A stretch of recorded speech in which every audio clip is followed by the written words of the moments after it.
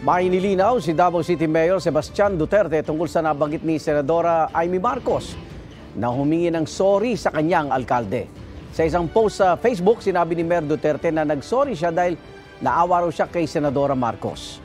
At hindi raw dahil sa mga sinabi niya laban sa kapatid ng Senadora na si Pangulong Bongbong Marcos.